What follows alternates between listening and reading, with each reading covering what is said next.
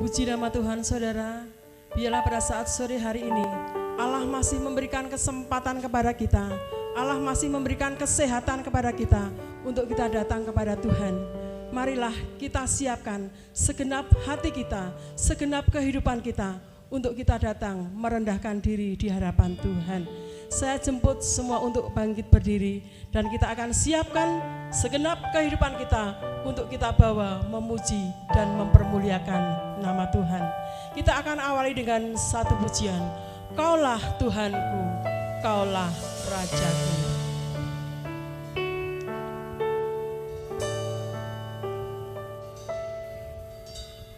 Kaulah Tuhanku,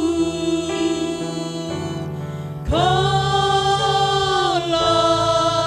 Rajaku, Kau yang termulia di bumi dan di surga. Kaulah Tuhanku, Kaulah Rajaku,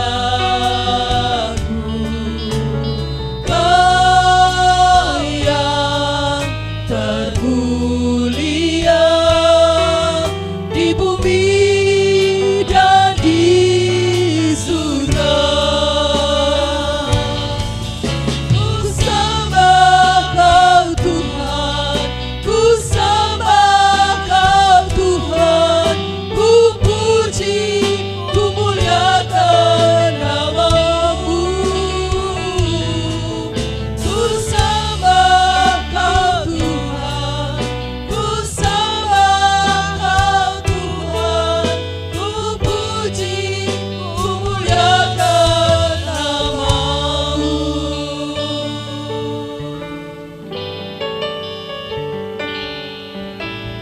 Kaulah Tuhanku, Kaulah Rajaku, Kau yang termulia di bumi dan di surga. Kaulah Tuhanku, Kaulah Rajaku,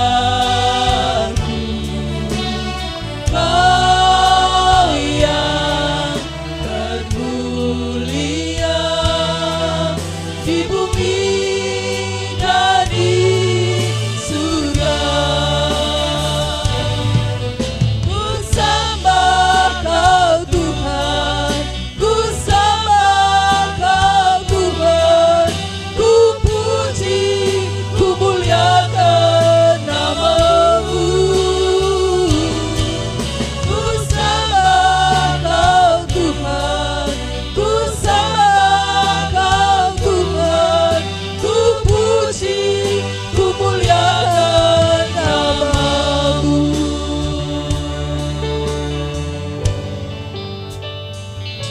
Marilah saudara yang terkasih di dalam nama Tuhan, pada saat sore hari ini kita akan mempersiapkan segenap kehidupan kita.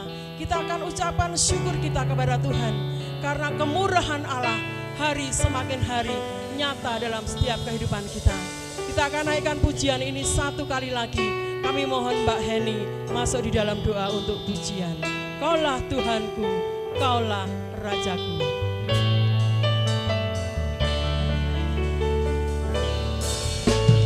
Kaulah Tuhanku, Kaulah Rajaku, Kau yang termulia di bumi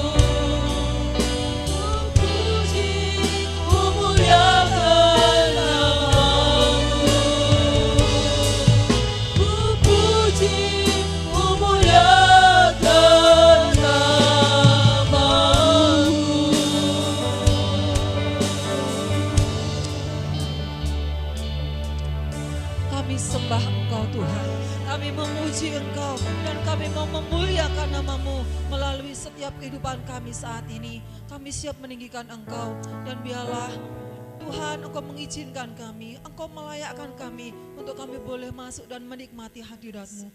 Kami menyerahkan ibadah ini ke dalam tangan kuasa-Mu dari awal, pertengahan hingga pada akhirnya. Dan kami percaya Engkau hadir di tengah-tengah kami dan Engkau siap memberkati kami. Jadikan kami penyembah-penyembah-Mu yang benar, sehingga melalui kehidupan kami nama Tuhan dimuliakan, nama Tuhan disenangkan. Bahkan melalui kehidupan kami nama Tuhan terus dimuliakan di mana-mana. Terima kasih Tuhan, terima kasih. Kami menyerahkan ibadah kami, Tuhan Yesus yang memberkati dan menolong. Memberkati juga buat saudara kami saat ini yang belum hadir bersama kami. Engkau juga menghantar mereka sehingga mereka boleh datang ke tempat ini untuk bersama-sama kami menaikkan syukur kepadamu. Terima kasih Bapa, hamba-hambamu yang melayani saat ini, urapanmu nyata dan biarlah boleh memberkati sekalian kami saat ini. Terima kasih Bapa di surga, kami bersyukur, kami siap memuji meninggikan Engkau di dalam nama Tuhan kami Yesus Kristus. Haleluya, amin. Puji nama Tuhan, silakan duduk kembali. Selamat sore saudara-saudara yang terkasih dalam nama Tuhan. Kita patut mengucap syukur karena Allah yang kita sembah, Allah yang selalu mengalirkan berkat-berkatnya bagi kita sekalian, yang mau merendahkan diri, yang mau merendahkan hati di hadapan kakinya Tuhan. Kita akan ganti dengan satu pujian, kasihnya seperti sungai.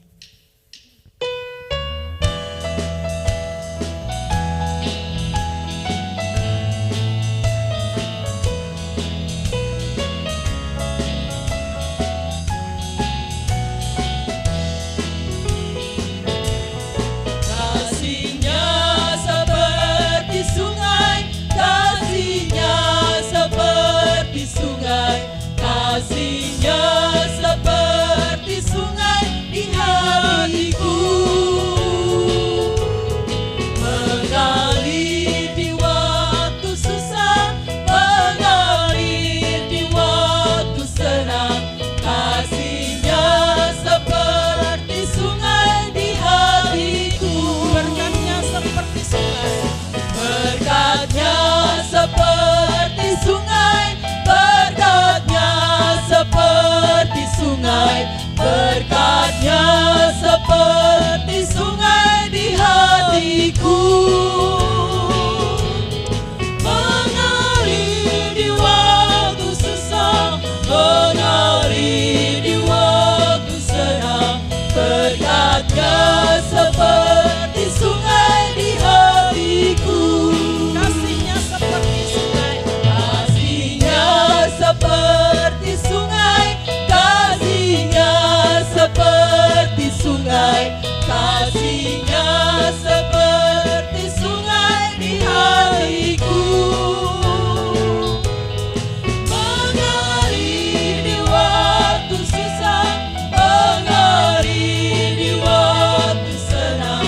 Kasih-Nya seperti sungai di hatiku, berkatnya seperti sungai, berkatnya seperti sungai, berkatnya seperti sungai, berkatnya seperti sungai di hatiku,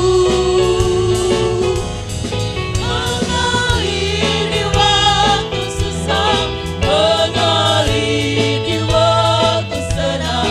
Berkatnya seperti sungai di hatiku. haleluya, puji Tuhan saudara. Apakah saat sore hari ini saudara merasakan bahwa kasih Allah, berkat Allah itu dialirkan bagi setiap kehidupan kita? Haleluya, puji nama Tuhan. Kita akan lanjutkan lagi dengan satu pujian, monggo sami nderek Gusti.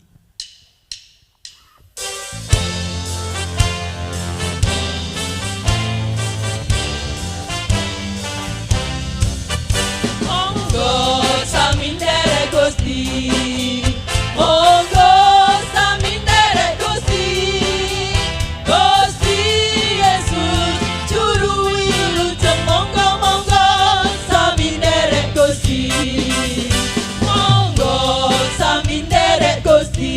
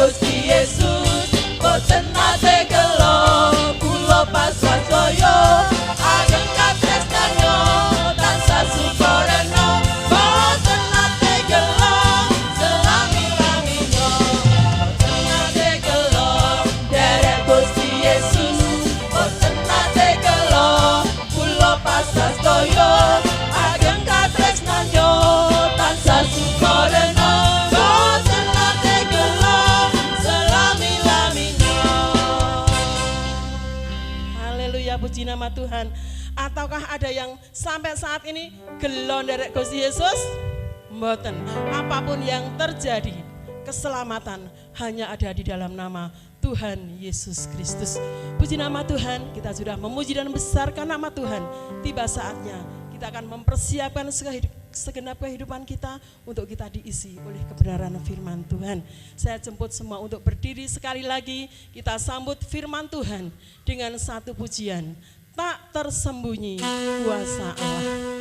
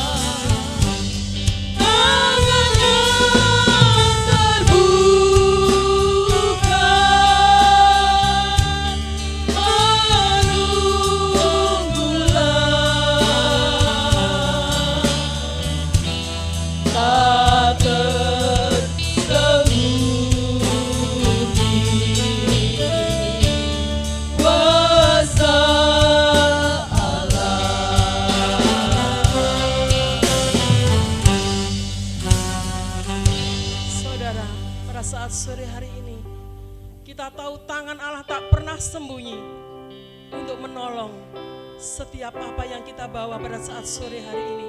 Mungkin sakit penyakit yang tidak kunjung sembuh, mungkin masalah ekonomi, mungkin masalah dengan suami, dengan istri, dengan anak yang tidak pernah ada jalan keluarnya. Tapi percayalah, Allah yang kita sembah di dalam Yesus tidak pernah tersembunyi. Allah sanggup melakukan segala perkara. Allah sanggup memulihkan setiap kehidupan kita. Tak tersembunyi kuasa Allah. Nanti mohon Mbak Ani masuk dalam doa untuk firman Tuhan. Haleluya. Tak tersembunyi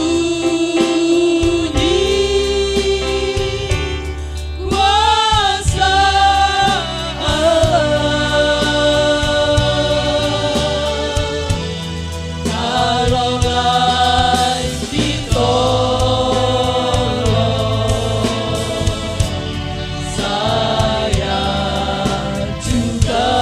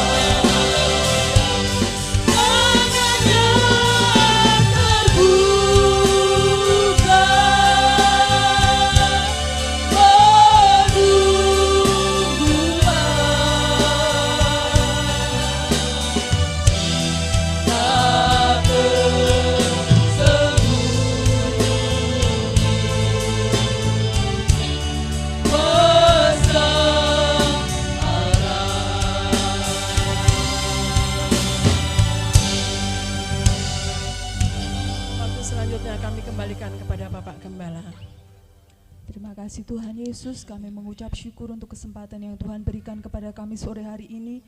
Kalau sore hari ini Tuhan, kami boleh diberi kesempatan untuk memuji membesarkan nama-Mu. Berterima kasih atas setiap kebaikan Tuhan yang Tuhan berikan dalam hidup kami Bapa. Sebentar kami mau menyiapkan hati kami, tanah hati yang terbaik Tuhan untuk ditaburi dengan benih-benih firman Allah.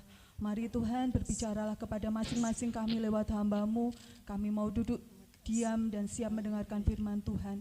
Kami mau menyambut firman-Mu hanya di dalam nama Tuhan kami Yesus Kristus. Haleluya. Amin.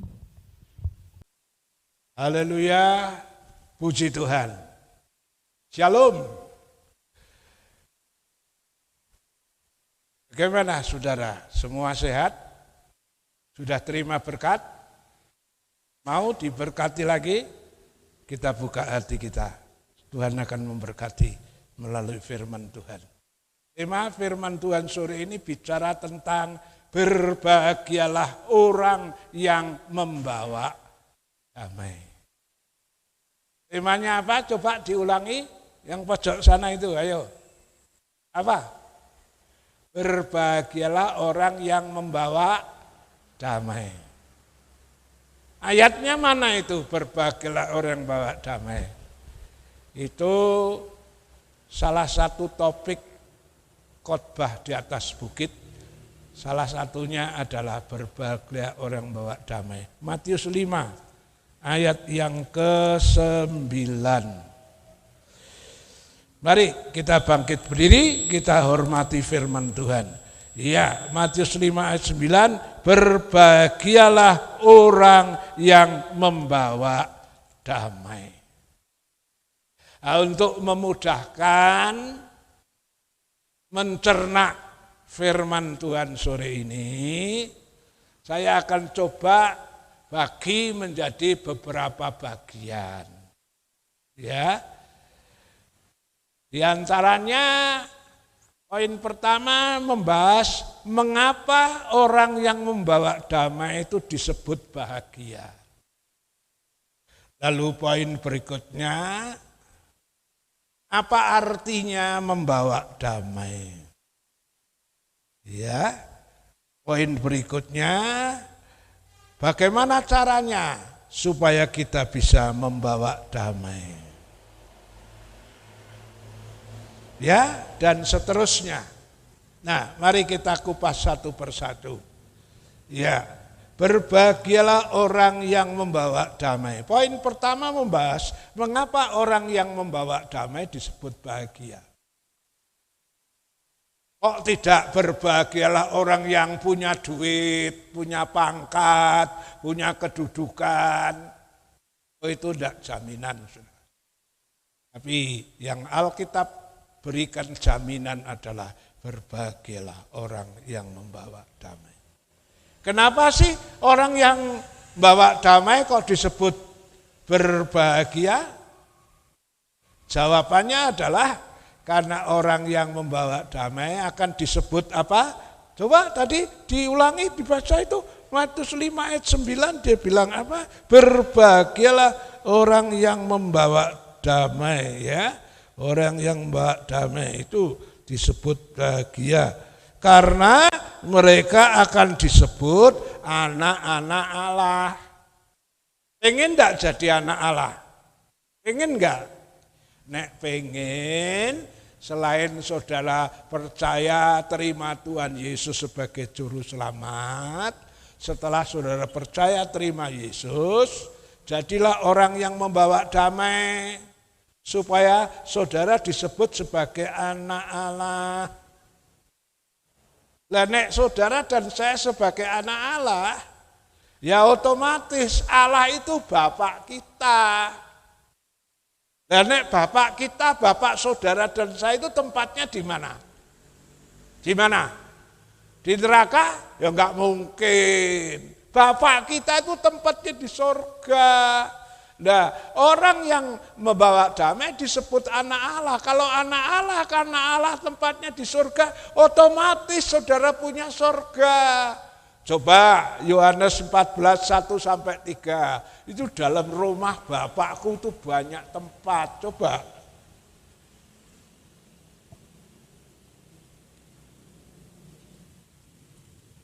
Yohanes 14 ayat yang ke-1 sampai yang ke-3. Janganlah gelisah hatimu, percayalah kepada Allah, percayalah juga kepadaku. Di rumah Bapakku banyak tempat tinggal. Jika tidak demikian, tentu aku mengatakannya kepadamu. Sebab aku pergi ke situ untuk menyediakan tempat bagimu. Dan apabila aku telah pergi ke situ dan telah menyediakan tempat bagimu, aku akan datang kembali dan membawa kamu ke tempatku, supaya di tempat di mana aku berada, kamu pun berada. Ya, Tuhan bilang jangan gelisah, jangan diberi hatimu terharu, jangan susah. Aku pergi kepada Bapa, aku menyediakan tempat bagimu. Dalam rumah Bapakku itu loh ya, ada banyak tempat. Rumah Bapak kita, orang yang membawa damai menjadi anak Allah. Rumahnya Bapak kita itu loh banyak tempat. Yesus mendahului untuk sediakan tempat. Selesai nanti dia kembali, dia nyambut saudara dan saya supaya kita bisa kumpul bersama Yesus, bersama Bapak di surga. Jadi keuntungannya orang bawa damai disebut anak Allah. Dan karena anak Allah praktis otomatis dia mewarisi kerajaan surga. Di samping itu, samping yang dijanjikan itu kerajaan surga, kalau saudara menjadi anak Allah, jaminannya adalah selama saudara dalam dunia enggak usah khawatir tentang kehidupan ini. Karena Bapak kita yang di surga itu Tuhan yang menciptakan langit dan bumi, emas, perak Tuhan punya. Nah saudara jadi anak Allah, saudara hidup menurut firman Tuhan, gak usah takut soal hidup ini. Miliknya Bapak itu miliknya saudara. Coba Lukas 15:31. Lukas 15 ayat 31. Kata ayahnya kepadanya, "Anakku, engkau selalu bersama-sama dengan aku, dan segala kepunyaanku adalah kepunyaanmu." Waktu si sulung itu meri karena si bungsu dipestake, bapaknya bilang apa? "Anakku, kamu selalu bersama dengan aku. Miliknya aku ya miliknya kamu. Jadi kalau kamu butuh tinggal pakai. Gak usah merilah dengan berkat orang lain." Ya, kalau saudara anak Allah, jaminannya satu sorga. Kedua, selama saudara masih dalam dunia nggak usah khawatir. Milik Bapa, milik saudara. Allah punya langit dan bumi, emas perak Tuhan punya. Ketika saudara butuh, tinggal datang, minta, dia akan beri. Mintalah, kamu akan diberi, ini jaminannya. Kalau saudara benar-benar anak Allah, selama kau bersama dengan aku, artinya selama saudara jadi Kristen yang nurut firman Tuhan, gak usah khawatir soal hidup, karena milik Bapa, milik saudara dan saya. Poin kedua, apa artinya membawa damai? Bawa damai itu apa artinya? Bawa damai itu artinya adalah kehadiran saudara dan saya di satu tempat akan menciptakan suasana damai. Ini yang disebut membawa damai.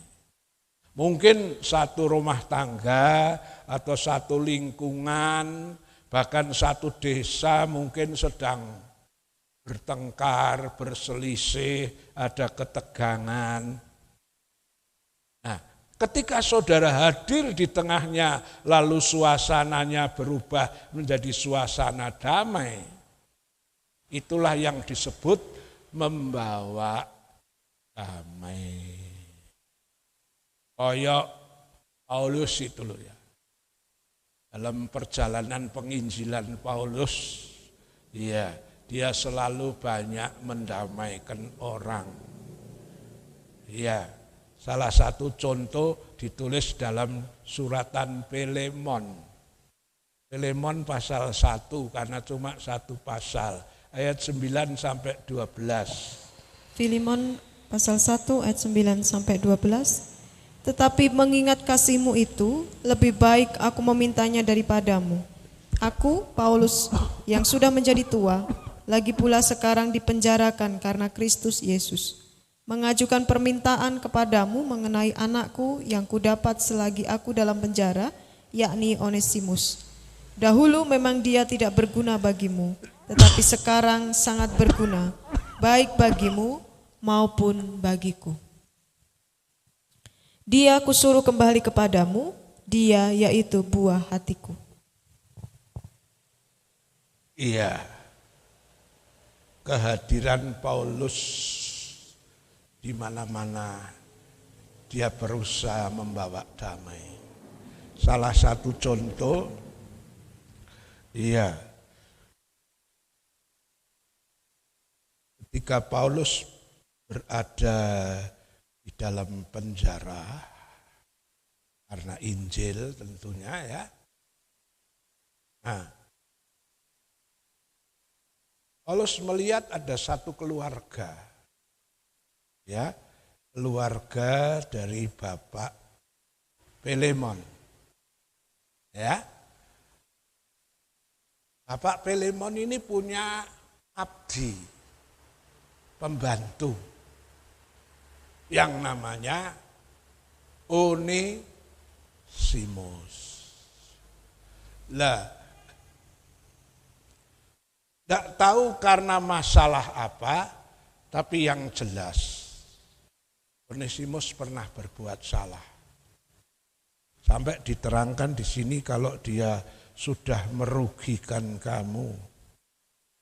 Mungkin Onesimus pernah ngapusi, atau barangkali Onesimus pernah mencuri miliknya Filemon, hingga Onesimus ini juga ngalami di penjara. Nah, disitulah ketemu dengan Paulus yang di penjara karena Injil. Nah, karena sering ketemu sama Paulus, Onesimus tertarik mendengar beritanya yang disampaikan Paulus. Akhirnya Onesimus bertobat. Nah, mungkin suka ditanya, oh, kamu kok bisa masuk di sini, kenapa? Ya, saya berbuat salah gini-gini. Ya, terus Paulus memberikan pengajaran firman, Onesimus bertobat. Nah, sebenarnya Paulus tuh senang sekali berteman dengan Onesimus karena Onesimus banyak membantu. Ya, mungkin saja Paulus yang sudah tua itu seringkali terlalu capek kalau harus cuci pakaian dan sebagainya. Mungkin sering dibantu sama Onesimus. Dia sangat tertolong dengan adanya Onesimus.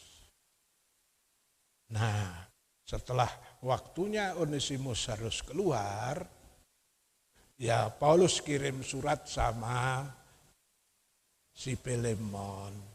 Terimalah Onesimus ini sebagai saudara. Bahkan Paulus bilang, kalau dia pernah merugikan kamu, kalau perlu saya akan mengganti. Ya, jadi di sini Paulus tuh ngerem-remi si Filemon itu tidak dendam, tidak tetap jengkel. Orang yang keluar dari lembaga pemasyarakatan itu kalau kembali ke masyarakat, kalau tidak diterima, nanti bisa jatuh dalam kejahatan lagi loh. Tapi kalau dia keluar di masyarakat, disambut, diberi lapangan kerjaan, mungkin dia jadi baik. Nah, dengan suratnya Paulus kepada Filemon, Filemon mengampuni, Filemon memaafkan dan menerima Onesimus. Bukan saja sebagai hamba, tapi sebagai saudara. Karena atas permintaan Paulus hamba Tuhan. Nah, ini berarti kehadiran Paulus membawa damai. Bagaimana dengan saudara dan saya? Apakah kehadiranmu membawa damai? Atau ya tadi minggu kemarin saya sudah ceritakan tentang Yakobus itu loh. Ya, Yohanes Yakobus yang emosional tuh. Orang Samaria dimintai izin lewat tidak boleh. Wah, Yakobus tuh emosional dan dia ngomong, Tuhan izinkan aku minta api dari langit. Nah, ini tidak menyelesaikan masalah, ini tidak bawa damai. Kalau saudara mengatasi permasalahan dengan kekerasan, kekerasan akan berakhir dengan kekerasan dan seterusnya.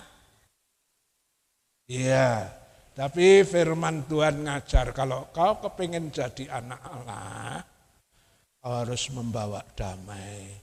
Kehadiranmu di tengah-tengah keluarga, di tengah masyarakat harus punya dampak positif. Di mana tadinya ada perselisihan bisa jadi rukun. Bukan sebaliknya. Nah, orang tukang ngomporin, manas-manasi sehingga memperuncing masalah itu tidak bawa damai, itu penghuni neraka itu. Ya, pesan Tuhan, berbahagialah orang yang membawa damai. Nah, poin ketiga, bagaimana caranya supaya saudara dan saya bisa membawa damai? Piye carane supaya bisa kehadiranmu membawa damai? Yang jelas, kalau saudara ingin hadir untuk membawa damai, saudara dan saya harus punya damai itu sendiri. Dan saudara enggak punya damai, mana mungkin saudara bisa membawa damai? Salah satu contoh misalnya, gereja kita punya gerakan mau membagi sembako di tempat yang lagi ngalami musibah.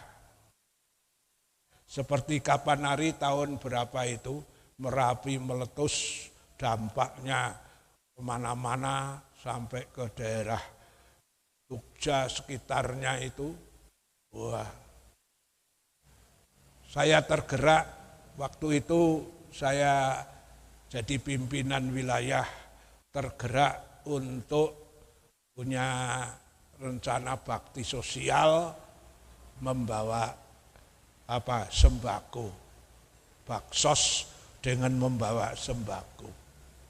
Nah, sebelum kami berangkat ke sana, kami kumpulkan dulu itu sembako. Ya, enggak tahu itu kapan hari itu, seminggu atau 10 hari itu. Umumkan kepada seluruh hamba Tuhan wilayah, kepada gereja-gereja seluruh wilayah. Waktu itu masih namanya wilayah 4. Dan terkumpullah sembako. 1 truk. Ada supermi, ada beras, ada gula, ada minyak. Bahkan ada yang sampai selimut, sandal, keuangan. Setelah kami punya materi-materi itu, kami sewa truk berangkat ke sana dan bisa membawa sembako. Dan itu dampaknya sangat memberkati. Ada beberapa desa yang akhirnya terima Tuhan Yesus. Ketika musibah datang, banyak orang Kristen mengunjungi tempat musibah, membawa sembako, baksos, bawa dokter, bawa macam-macam. Akhirnya banyak orang terima Yesus, dampaknya positif. Begitu juga dengan Alkitab, berbahagialah orang bawa damai. Bagaimana saudara dan saya bisa bawa damai? Kalau saudara dan saya tidak punya damainya itu. Nah, sekarang persoalannya bagaimana supaya saudara memiliki damai itu. Supaya bisa dibagikan, bagaimana caranya? Supaya saudara bisa memiliki damai itu, caranya datang kepada Yesus. Karena dia itu Raja Damai. Yesaya 9 ayat 5. Yesaya 9 ayat yang kelima. Sebab seorang anak telah lahir untuk kita, seorang putra telah diberikan untuk kita, lambang pemerintahan ada di atas bahunya, dan namanya disebutkan orang, Penasehat Ajaib, Allah yang perkasa, Bapa yang kekal, Raja Damai. Ya, salah satu predikat yang diberikan kepada Yesus yang dinubuatkan oleh Yesaya, dia adalah Raja Damai. Ya, untuk saudara bisa memiliki damai, datang sama Raja Damai. Ya,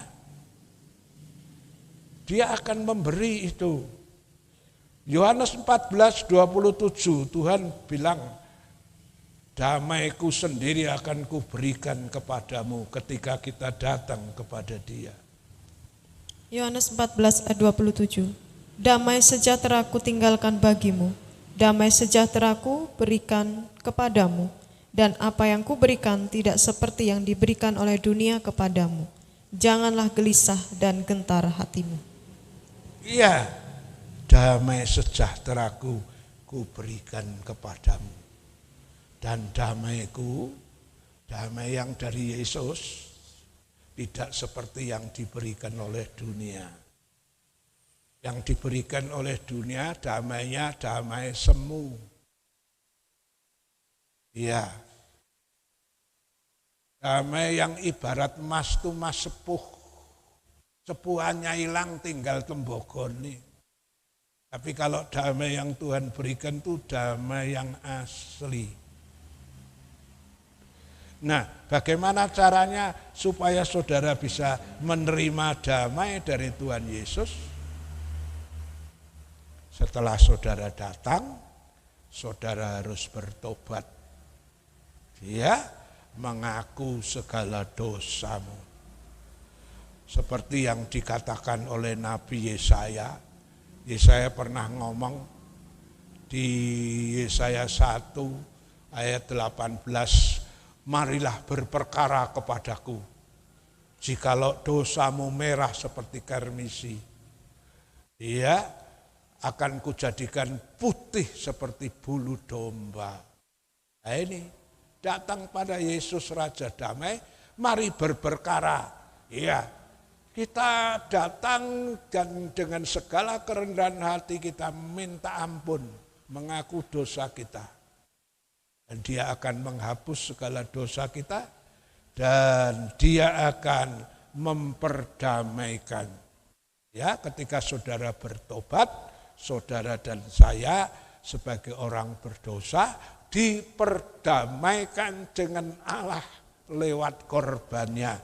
2 Korintus 5, 18-19. 2 Korintus 5 ayat 18-19. Dan semuanya ini dari Allah yang dengan perantaraan Kristus telah mendamaikan kita dengan dirinya dan yang telah mempercayakan pelayanan pendamaian itu kepada kami. Sebab Allah mendamaikan dunia dengan dirinya oleh Kristus yang tidak memperhitungkan pelanggaran mereka.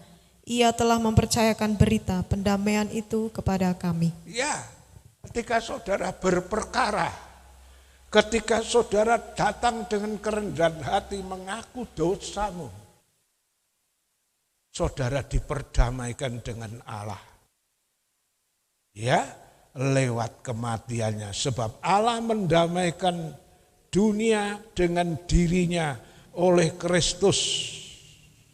Kristus yang mati di kayu salib tidak memperhitungkan pelanggaran mereka. Ia telah mempercayakan berita pendamaian itu kepada kami. Jadi melalui saudara datang, berperkara, mengaku dosa, minta ampun, maka saudara diperdamaikan dengan Allah lewat korbannya Yesus. Ya, dengan demikian saudara bisa mengalami damai sejahtera dari Allah itu. Berikutnya, setelah saudara bertobat dan diperdamaikan dengan Allah, langkah berikutnya adalah kita juga harus berdamai dengan semua orang. Ya, setelah saudara bertobat dan diperdamaikan dengan Allah, kita juga harus berdamai dengan semua orang. Apakah berdamai dengan seisi rumah? Berdamai dengan tetangga? Berdamai dengan orang sekampung? Ya. Kalau saudara tidak bisa berdamai dengan semua orang, misalnya tidak berdamai dengan orang seisi rumah. Seisi rumah itu misalnya ada ayah, ibu, barangkali ada IP, ada mertua. Ya. Sudahkah kita berdamai dengan seisi rumah? Mungkin sudah dengan seisi rumah sudah berdamai dengan tetanggamu itu loh. Iya, kadang-kadang orang bertetangga itu repotnya perkara sepele, kadang-kadang itu membuat enggak ada damai. Misalnya gara-gara ayammu bertelur di rumahnya tetangga, tetangganya biarin malah dikurung sisan. Iya, tetanggamu ya macam-macam lah. Pinjam payung tidak dikembalikan. Ini membuat hati marah, jengkel. Sudahkah kamu berdamai dengan orang seisi rumah? Sudahkah engkau berdamai dengan tetanggamu? Nah, kalau saudara belum berdamai dengan orang sekitar kita, bagaimana kita bisa membawa damai? Coba ketika kita mau merukunkan orang yang sedang bertengkar, tapi saudara sendiri punya musuh. Apa kata orang? Orang akan bilang, urusi urusanmu sendiri. Wong kamu saja dengan orang seisi rumah gak bisa berdamai. Wong kamu dengan tetanggamu saja sampai sekarang masih diem-dieman, tidak mau berdamai kok. Kenapa kamu mau nyampuri urusanku, mau coba jadi pahlawan, mendamaikan kami? Saudara akan ditolak mentah-mentahan. Ya, jadi setelah saudara diperdamaikan dengan Tuhan, melalui bertobat mengaku dosamu, langkah kedua, saudara harus berdamai dengan semua orang. Nah, dengan cara itu baru saudara bisa membawa damai. Nah, sekarang persoalannya bagaimana caranya supaya saudara bisa berdamai dengan semua orang. Piye carane bisa berdamai dengan semua orang? Ada nasihat firman Tuhan. Supaya kita bisa berdamai dengan semua orang, itu ada di Roma 12, ayat 17-18. Roma 12 ayat 17 dan 18. Janganlah membalas kejahatan dengan kejahatan, lakukanlah apa yang baik bagi semua orang. Sedapat-dapatnya, kalau hal itu bergantung padamu, hiduplah dalam perdamaian dengan semua orang. Iya. Pertama, supaya saudara bisa berdamai dengan semua orang, pertama adalah jangan membalas kejahatan dengan kejahatan. Selama saudara masih membalas kejahatan dengan kejahatan, tidak ada habisnya. Ya, ingat enggak itu sejarah yang pernah saudara pelajari waktu di SD atau SMP itu, riwayatnya kerajaan Ken Arok apa-apa itu. Sampai 7 keturunan bunuh membunuh. Selama kejahatan dibalas dengan kejahatan, tidak akan pernah habis. Malah mungkin berkembang. Ya, misalnya ada orang berbuat jahat sama saya, lalu saya sakit hati, lalu tidak akur sama orang itu. Mungkin saya saking jengkelnya, mungkin saya cerita sama anak-anak saya. Misalnya tentang tetangga sebelah, oh tetangga sebelah itu gini.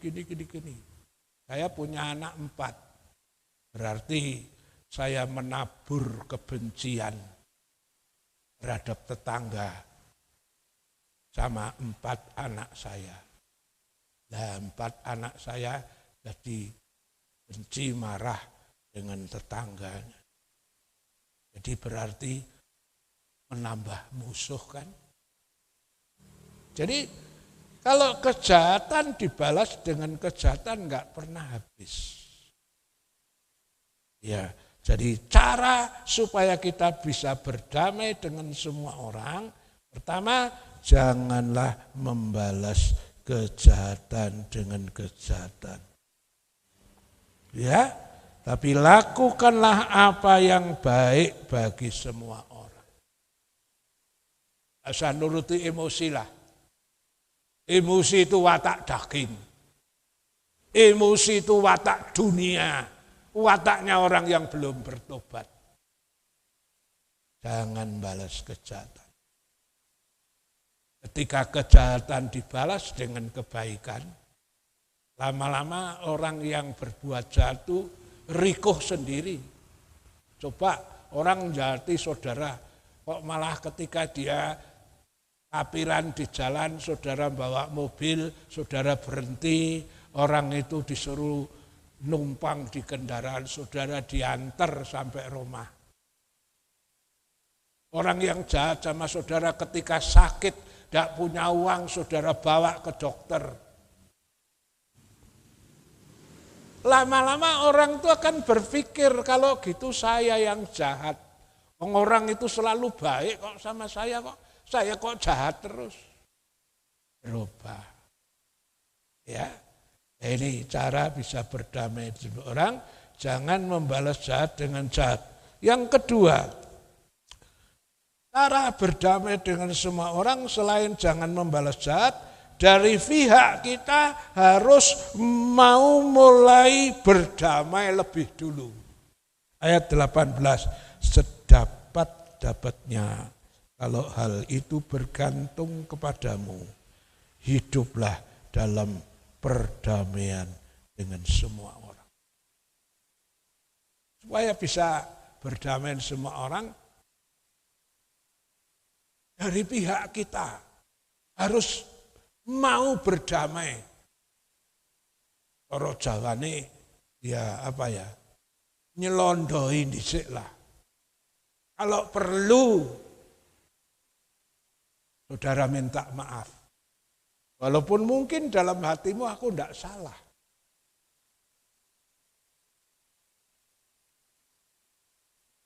Tapi dia menganggap kamu bersalah. Hatimu mengatakan aku enggak salah kok. Aku enggak mau minta maaf, aku enggak salah kok. Dia yang harus minta maaf. Ini sifat dunia, sifatnya daging, sifatnya iblis yang maunya sukanya ngadu domba. Kok gelem njaluk maaf. Kalau kamu njaluk maaf berarti kamu itu mengakui dirimu salah. Padahal kamu kan tidak salah toh. Jangan mau. Tapi Alkitab bilang supaya bisa berdamai sedapat-dapatnya. Kalau hal itu bergantung padamu. Misalnya lawanmu itu sudah mulai leleh. Lawanmu ngomong sama orang temanmu bilang, Ya wis lah, sing wis ya wis. Tapi ya dia harus datang minta maaf dulu, nanti saya mau memaafkan. Nah itu berarti kuncinya di tanganmu. Lawanmu tuh sudah mau berdamai, tapi mungkin masih ada gengsi apa gitu. Lalu dia ngomong sama temanmu, saya sih ya capek lah berkelahi gini-gini. Saya sih ya sebetulnya kepengen berdamai seperti dulu. Tapi ya kalau dia mau datang lebih dulu minta maaf, ya saya mau maafkan, saya mau berdamai. Itu namanya kuncinya di tanganmu. Sedapat-dapatnya kalau hal itu bergantung padamu. Kan setan bilang, ngapain kamu minta maaf? Kamu enggak salah kok. Gengsi dong, enggak salah kok njaluk maaf, gengsi. Itu setan itu. Kalau sedapat-dapatnya, ya, kalau hal itu bergantung kepadamu, hiduplah dalam perdamaian. Kalau perlu, datang minta maaf. Walaupun mungkin hatimu bilang aku tidak salah. Tapi itu demi perdamaian. Wong ngalah ki ora berarti kalah. Wong ngalah justru dikasihani Allah. Dengan demikian saudara bisa menyelesaikan masalah dengan berdamai. Ya, sehingga saudara sudah berdamai dengan Allah, berdamai dengan sesama, berarti saudara memiliki modal damai. Nah, karena saudara memiliki modal damai, saudara kemana-mana pergi bisa membawa damai, membagikan damai kepada semua orang. Dunia membutuhkan suasana damai. Negara dengan negara bertengkar, berkelahi, perang-perang. Kenapa? Karena dunia mengalami krisis damaian. Nah, orang Kristen harus jadi pelopor. Orang Kristen harus menjadi sponsor damai. Ya, berdamai dulu dengan Allah, dosamu diampuni, setelah itu berdamai dengan sesama, dengan lawan sekitarmu, orang seisi rumahmu, dan saudara memiliki damai, dan saudara bisa membawa damai kemana-mana. Berbahagialah orang yang membawa damai, karena orang itu akan disebut anak-anak Allah dan jaminannya adalah sorga. Bonusnya adalah karena Allah jadi bapakmu yang punya langit dan bumi. Soal kebutuhan Anda tidak usah takut. Engkau butuh apa? Datang sama Bapak. Bapak akan memberi. Inilah berkat yang diterima oleh orang yang membawa damai menjadi anak-anak Allah. Saya tidak tahu saudara yang datang sore ini. Mungkin ada yang belum berdamai dengan tetangga, belum berdamai dengan suami, dengan istri atau dengan anak. Mungkin iblis sengaja memecah belah, mengadu domba, bilang jangan mau minta maaf. Jangan mau. Bahkan mungkin iblis berbicara, kalau toh dia minta maaf, enggak usah dimaafin. Itu sudah terlalu salahnya. Jangan dengar suara setan. Setan tombak cucuan, mengadu domba supaya ya dunia ini tidak ada damai. Tapi berbahagialah orang yang membawa damai. Ya, karena dia disebut anak-anak Allah. Di sini disediakan perjamuan suci, korbannya Tuhan yang akan mendamaikan saudara dengan Tuhan. Yang memungkinkan saudara bisa berdamai dengan semua orang. Puji Tuhan, kita tundukkan kepala, kita akan berdoa. Ya, firman yang sudah disampaikan. Dan sekaligus kita akan berdoa untuk perjamuan suci. Salibnya, salibnya, selama mulia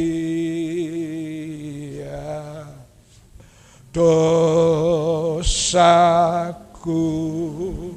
disucikan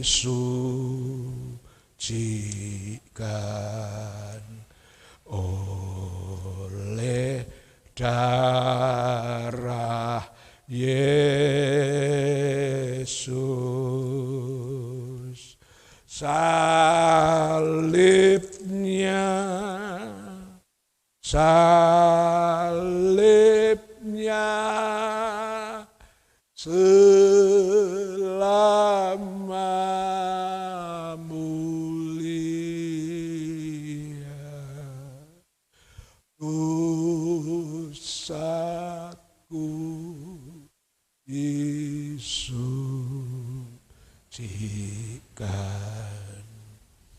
oleh darah Yesus. Terima kasih Bapa di sorga untuk kebenaran firman yang kami dengar.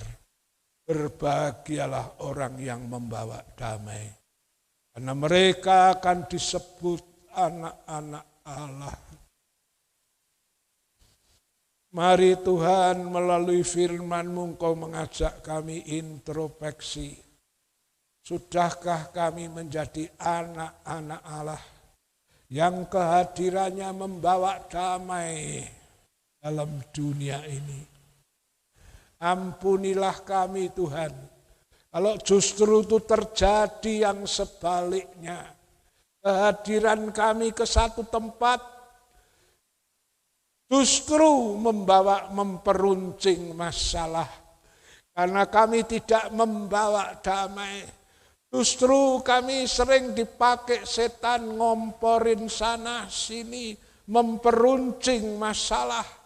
Sehingga satu dengan yang lain menfitnah, menyalahkan, dan tidak terjadi perdamaian. Ampunilah Tuhan. Hari ini kami mau berdamai dengan Kristus.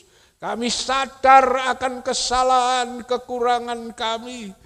Dosa kami itu ibarat bisul, dari ujung rambut sampai telapak kaki, penuh dengan bisul. Tapi kami mau menerima undangan-Mu. Marilah kita berperkara. Jikalau dosamu merah seperti kermisi, kalau dosamu merah kesumba, akan menjadi putih seperti salju, putih seperti bulu domba. Kesempatan ini kami akan datang kepadamu saat korban Kristus dibagikan lewat perjamuan suci. Kami mau berdamai dengan Engkau, kami mau mengaku dosa pelanggaran kami mau minta ampun supaya kami diperdamaikan dengan Allah. Dan setelah kami diperdamaikan dengan Allah, Engkau juga menuntut supaya kami berdamai dengan semua orang. Dengan cara tidak membalas kejahatan dengan kejahatan, tapi melakukan yang baik. Dengan cara,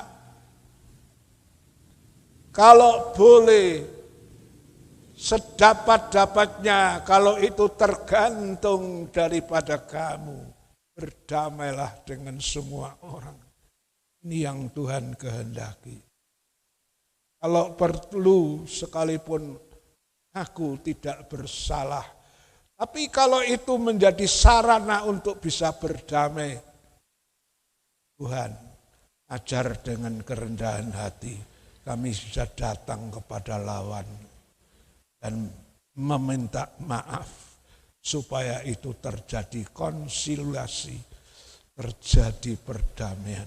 Kami tidak mau dengar suara-suara setan yang hanya meruncing permasalahan, yang hanya memecah belah. Kami mau dengar firman-Mu, supaya kami berdamai dengan Kristus, berdamai dengan semua orang, tidak balas jahat dengan jahat, tapi kami mau membalas dengan baik. Ya, dengan demikian kami memiliki damai itu dan kami bisa bagikan kepada banyak orang. Dan kami termasuk orang yang berbahagia karena kehadiran kami membawa damai dan kami disebut anak-anak Allah.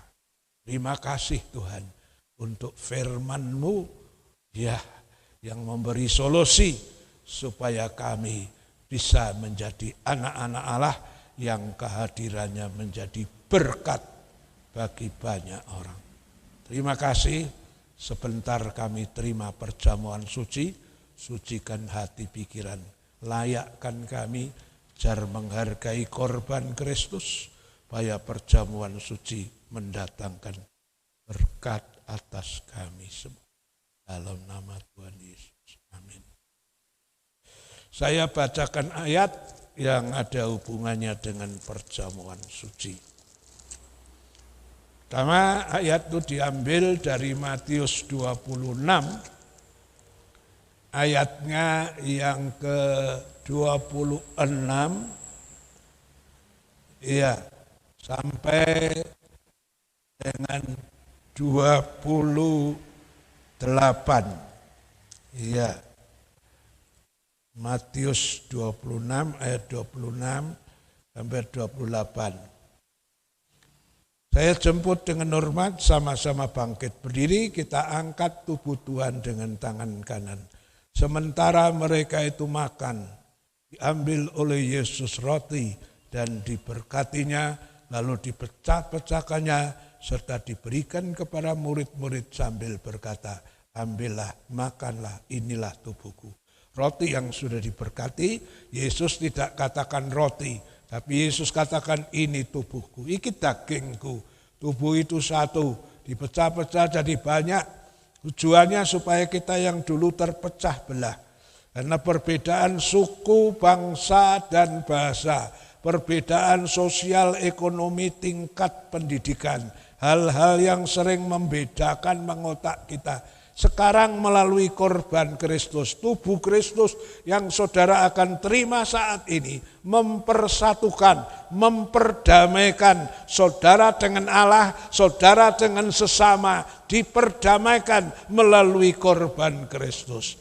Dalam nama Bapa, Putra, dan Roh Kudus, dalam nama Tuhan Yesus Kristus, sama-sama makan tubuh Tuhan. Haleluya.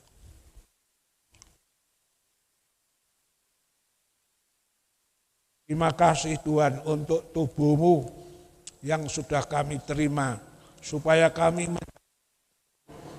dengan Engkau bangkitkan pada hari kiamat. Terima kasih. Dalam nama Tuhan Yesus.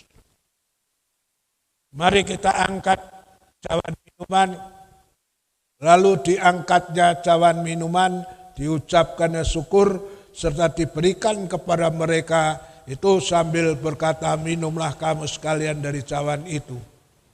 Karena inilah darahku, yaitu darah perjanjian baru yang ditumpahkan karena orang banyak jalan keampunan dosa. Darah Yesus itu jalan keampunan dosa. Sebelum minum, minta ampun, mengaku dosamu supaya darahnya membasuh, menyucikan kita. Dalam nama Bapa, Putra, dan Roh Kudus, dalam nama Tuhan Yesus Kristus, mari kita minum darah Yesus. Haleluya. Terima kasih Tuhan. Terima kasih. Berikan kemuliaan yang besar bagi Tuhan Yesus. Terima kasih Tuhan, terima kasih darah-Mu membasuh kami, menyucikan kami. Terima kasih sejauh timur dari barat, Allah membuang kesalahan kami, ke dalam tubir yang dalam. Allah lemparkan pelanggaran-pelanggaran kami dan tidak diingat-ingat lagi. Terima kasih Tuhan, dosaku diampuni, penyakitku diangkat, disembuhkan, masalahku ditolong. Tuhan memberikan jalan keluar, kelepasan dan berkat-berkat yang luar biasa. Karena kami disatukan dengan Allah lewat kurbannya Tuhan Yesus Kristus. Terima kasih buat firman-Mu yang mengajar kami supaya kehadiran kami di dalam dunia ini membawa damai. Ampuni kalau hari-hari yang lalu sebaliknya kehadiran kami sering memperuncing masalah, sering membuat ketegangan-ketegangan. Ampuni, kami ingin membawa damai supaya kami bisa disebut anak-anak Allah. Keuntungan jadi anak Allah adalah surga, itu bagian kami. Kami akan kumpul dengan Bapa di surga. Keuntungan menjadi anak Allah adalah selama kami dalam dunia. Kalau kami tetap tinggal bersama dengan Engkau, kami tidak perlu takut soal kebutuhan hidup ini. Karena milik Bapa itu milik kami. Terima kasih Tuhan. Terima kasih seluruh jemaat yang hadir, Tuhan berkati satu persatu. Yang sakit disembuhkan, yang lemah dikuatkan, yang punya masalah temukan jalan keluar kemenang pertolongan. Berkatilah persembahan anak-anak-Mu, tatangan sukarela, perpuluhan nasar, buah sulung, persembahan pembangunan, berkati lipat ganda sesuai janji firman-Mu. Dalam nama Tuhan Yesus. Amin. Tidak ada pengumuman lain, doakan saja pembangunan umat Tuhan supaya Tuhan mencukupkan. Ya, sampai selesai untuk kemuliaan nama Tuhan. Shalom, shalom, damai Allah turun ke atasmu sekarang. Shalom, shalom, damai Allah sekarang dan selamanya. Seperti sungai mengalir, lembut gemercik, seperti burung merpati, damai surgawi.